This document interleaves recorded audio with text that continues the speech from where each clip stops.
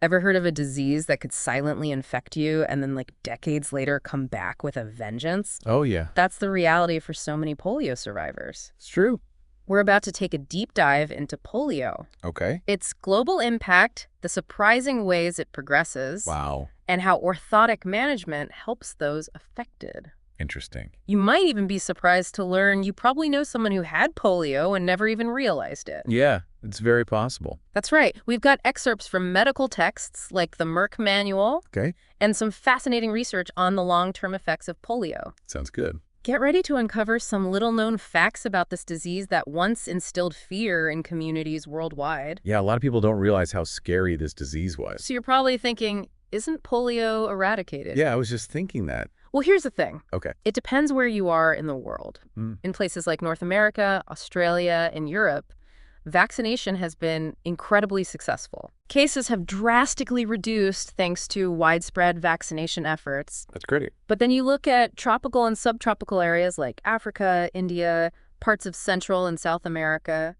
and it's a different story. How so? These regions report over 500,000 new cases annually. Wow, that's a big difference. Warm climates and lack of access to vaccination play a significant role in sustaining polio transmission. Yeah, those are big factors for sure. It really makes you appreciate those little vaccine vials, doesn't it? It does. But let's shift gears for a moment and talk about how this disease actually progresses. Okay. The Merck Manual points out that 80 to 90% of polio cases are so mild they might go unnoticed. Really? You might have even had polio and never known it. I never would have thought. It's true. So you're saying most people don't even show symptoms? Many people experience symptoms like fever, drowsiness, and irritability, Right. which are easily mistaken for a common cold or flu. Yeah, I can see that. Which makes you wonder how many cases have actually flown under the radar, right? It really does. But of course, there's that other 10 to 20% where things take a turn for the worse. And that's where the paralysis comes in? That's when we see the acute or paralytic phase kick in. Okay. This phase can last for several days, and the symptoms are much more severe.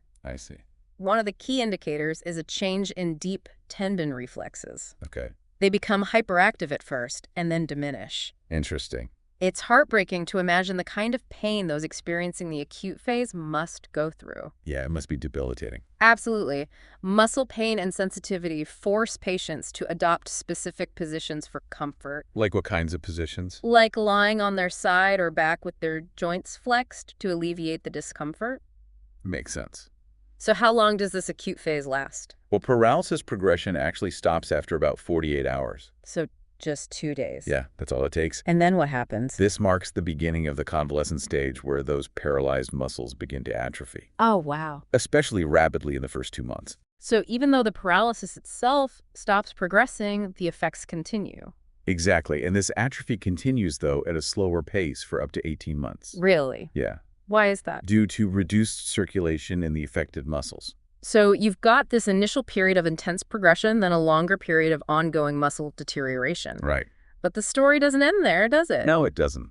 Decades later, those who thought they'd recovered can experience a resurgence of symptoms. You're kidding. Studies show that a staggering 60% of polio survivors develop what we call post-polio syndrome 30 to 40 years after their initial illness. That is wild. Wow, that's a long time for the body to seemingly recover and then suddenly experience new issues. It's scary to think about. What kind of symptoms are we talking about? We see a resurgence of muscle atrophy and pain, tendinitis, heart disease, arthritis, Oh my God. bladder weakness, and problems related to overuse of certain limbs due to compensatory movements developed over the years. Wow, that's a lot. It's a long list. It's almost like the body is playing catch up with the damage that was done years ago. Yeah, it's like a delayed reaction. And on top of all that, there's the ongoing muscle strength loss. Unfortunately, yes, polio survivors can experience a continuous muscle strength loss of 2 to 3% annually.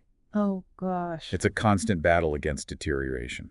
That paints a stark picture of the lasting impact of this disease. Yeah, it really does. But before we get too overwhelmed by all this, let's dive into how polio affects the body on a functional level. Okay.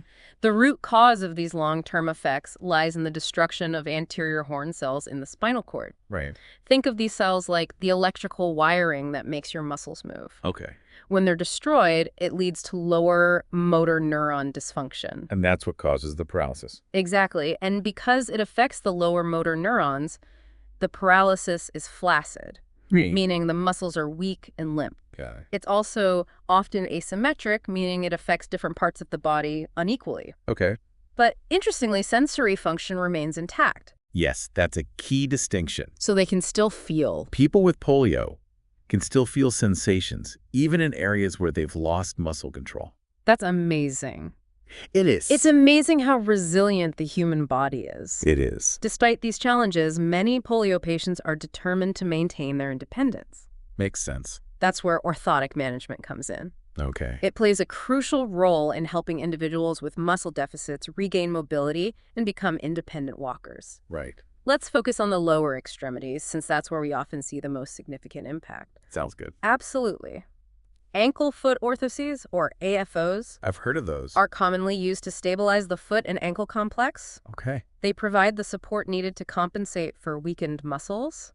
Interesting. Imagine the bulky braces of the past. Yeah, I was just thinking that. Thankfully, AFOs have gotten a serious upgrade. Oh, good. They're now made with these cool high-tech materials called high-temperature thermoplastics. These new materials are lightweight and much less noticeable than older designs. That's great. Definitely. And they can be customized with features like plantar flexion stops What do those do? to prevent the foot from dropping too far down, Oh, okay. or dorsiflexion assists to help lift the foot during walking. That makes sense. It sounds like a very tailored approach. It does. What about leg length discrepancies? I imagine those are common in polio patients.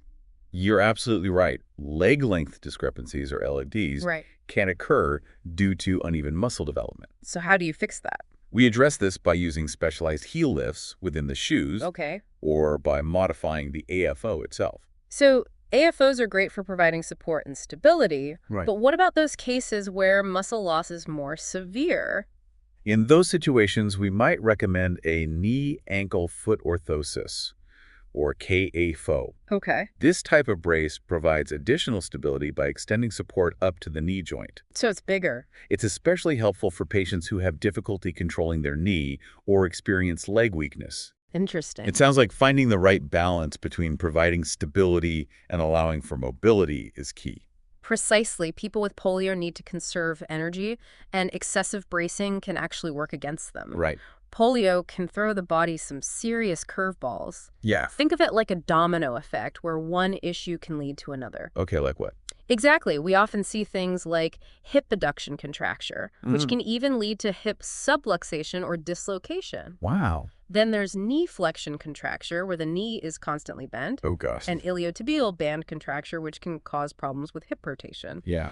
We also see cases of C-curve scoliosis, a curvature of the spine, which might require additional spinal stabilization. Okay. And to top it all off, pelvic obliquity, where the pelvis is tilted. That's a lot. It's amazing how many different areas of the body can be affected. It really is. It really highlights the need for a holistic approach to orthotic management. You have to consider the individual's overall condition, their specific deformities, and their functional goals. Right. It's not just about bracing a limb, it's about helping them regain control of their lives. That's a great way to put it. We've covered a lot of ground here, and it's clear that polio is a disease with far-reaching consequences. Absolutely. But I think what strikes me the most is the resilience of those living with its effects.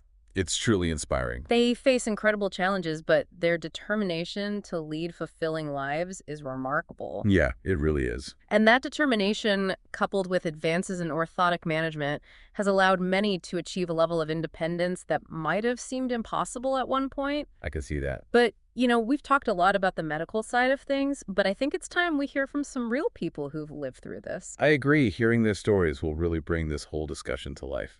Get ready for some truly inspiring stories. I'm excited. These are the voices of resilience, adaptation, and the enduring power of the human spirit. So now it's time to shift gears a little bit Okay. and really personalize this journey. Okay. We've talked about the science All right. and global impact, Yeah. but now we're going to hear directly from people who have lived through polio. That's great. Their stories are powerful reminders of the human impact of this disease. Yeah, it's one thing to read statistics in medical texts. It is. But it's another thing entirely to hear firsthand accounts of what it was like to experience polio, both in its acute phase and in the decades that followed. Exactly. These are the voices that bring the human cost of polio into sharp focus. Right. Our first story comes from Sarah, who contracted polio as a child in the 1950s. Okay. It was a time when fear of polio was widespread. Yeah, I've heard stories. Imagine a time when parents were afraid to let their children go outside. Really? When swimming pools and playgrounds were closed. Wow. All because of the threat of this invisible enemy. That's crazy. Sarah paints a vivid picture of that era. She remembers the iron lungs. Oh, gosh. The hospital wards filled with children in braces. I can't even imagine. The sense of isolation. It must have been terrifying. Her story highlights not only the physical challenges of polio, but also the social and emotional toll it took on individuals and communities. It makes sense. But even in the midst of fear and uncertainty, Sarah emphasizes the resilience of the human spirit. That's great. She talks about the dedication of healthcare workers, the support of her family, and her own determination to regain mobility. Wow. She learned to walk again. That's amazing. To adapt to her limitations and to find joy in the simple things. That's beautiful. What strikes me about Sarah's story is her emphasis on community. In what way? She talks about how people came together to support each other. Oh, wow. To raise funds for research and to advocate for better treatment options. That's incredible. It's a reminder that even in the face of adversity, human connection and compassion can make all the difference. Absolutely. And now let's hear from David, who contracted polio in his late teens. Okay. His story offers a different perspective, Okay. highlighting the challenges of navigating this disease at a time when life is full of possibilities and plans for the future. Right, like starting your adult life? For David, polio was a sudden and unexpected blow. Oh, wow. He was on the cusp of adulthood, Yeah. making plans for college and a career, when everything changed. I can't imagine. He describes the initial shock of diagnosis, Yeah. the feeling of betrayal by his own body, Oh, gosh. the fear that his dreams were shattered. It's heartbreaking. But David's story is ultimately one of perseverance. That's good. He refused to be defined by polio. Amazing. He went on to pursue higher education, Okay. to build a successful career, Wow. and to live a full and meaningful life. That's really inspiring. What's inspiring about David's story is his focus on adapting and finding new ways to achieve his goals. So he found ways to work around his limitations. He didn't let polio dictate his future. He found workarounds. Oh, so He embraced assistive technology, Yeah, and he surrounded himself with people who believed in him. that's great. His story underscores the importance of adaptability Right. and the power of the human spirit to find a way forward even when the path ahead seems uncertain. So it's about focusing on what you can do, not what you can't. These are just two of the many stories that could be told. Yeah. Each polio survivor has a unique perspective, Right. a journey shaped by both challenges and triumphs. Their collective experiences paint a vivid picture of the impact of this disease, both on individuals and on society as a whole. It really does. But while we've been focusing on those who have lived through polio, Okay. we can't forget that this is still a threat in some parts of the world. That's true. What can we do to reach those communities where polio remains a threat? Well, we know that vaccination is the key, It is. but access and logistical challenges often hinder its widespread implementation. Right. And there are still pockets of resistance to vaccination, fueled by misinformation and mistrust. So how do we overcome these hurdles? One of the key strategies has been the development of oral polio vaccines. Okay. They're easier to administer, I can see that. especially in remote areas with limited healthcare infrastructure. That makes a lot of sense. And they've been incredibly effective in reducing the incidence of polio worldwide. But how do we address the misinformation and mistrust surrounding vaccines? That's where community engagement becomes vital. Okay. We need to work with local leaders, healthcare providers, and influencers Right. to build trust and address concerns about vaccination. So it's about education and outreach. Education is paramount. Right. People need to understand the devastating consequences of polio Yeah. and the protection that vaccines offer. It's about empowering communities to make informed decisions about their health. And it's about ensuring equitable access to healthcare. Absolutely. Vaccines should be available to everyone, regardless of their geographical location or socioeconomic status. So we need to break down those barriers. We need to invest in healthcare infrastructure, train healthcare workers, and establish sustainable distribution channels to reach the most vulnerable populations. Yeah, that's a big task. It's a multifaceted effort that requires collaboration among governments, international organizations, and local communities. It's a global effort for sure. Imagine a world without polio. That would be amazing. A world where children can grow up without the fear of paralysis. Where communities are free from the burden of this debilitating disease. I hope we see that day. That's a vision worth striving for. Absolutely. But even as we work towards eradication, we can't forget about those who continue to live with the legacy of polio. You're absolutely right. Their stories are a reminder of the long-term impact of this disease. Yes. And the ongoing need for support and understanding. Their resilience and determination serve as an inspiration to us all. They really do. They've faced unimaginable challenges and emerged stronger. Adapting to a life forever altered by polio. And their experiences teach us valuable lessons about the importance of perseverance, community, and the unwavering human spirit. We've covered a lot of ground in this deep dive. We have. We've explored the science, the history, and the human impact of polio. And now, as we wrap up this episode, I will leave you with one final thought. What's that? Polio may seem like a disease of the past. But its legacy lives on in the lives of those who survived it. And in the ongoing efforts to eradicate it completely. So what can we learn from the long-term effects of polio to better manage other conditions with lasting consequences? That's something to ponder as we move on to our final thoughts. So what can we learn from the long-term effects of polio to better manage other conditions with lasting consequences? Yeah, that's a really important question. And one that has implications for many other health challenges we face today.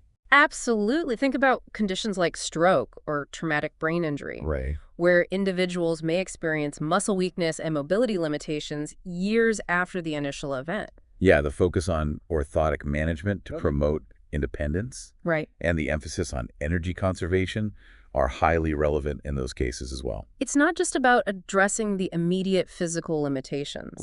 It's about providing long-term support and adapting to the evolving needs of individuals as they navigate the aftermath of these conditions. Absolutely, and it's a holistic approach. That recognizes the interconnectedness of physical, emotional, and social well-being. You're right. It's about recognizing that healthcare isn't a one-and-done situation. It's about providing ongoing support and resources to help people thrive in the long run. Couldn't agree more. And this brings us back to the crucial question of global eradication. You know, we've made incredible progress, but there's still work to be done. So as we wrap up this deep dive into polio, let's reflect on what we've learned. We've uncovered the hidden complexities of a disease that many thought was a thing of the past. We have. We've seen how its impact can echo through generations.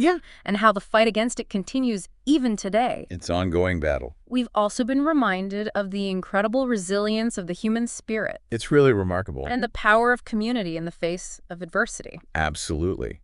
And perhaps most importantly, we've been challenged to think critically about how the lessons learned from polio can inform our approach to other health challenges. You know, it's a reminder that healthcare is not just about treating diseases. No, it's not. It's about empowering individuals and communities to live healthier and more fulfilling lives. Well said. This deep dive is just the beginning. There's a wealth of information out there waiting to be discovered. So keep exploring, keep learning, and keep questioning. And remember, the fight against polio and the journey of those living with its effects is a story that deserves to be told and remembered. It really is. Thanks for joining us, Sal.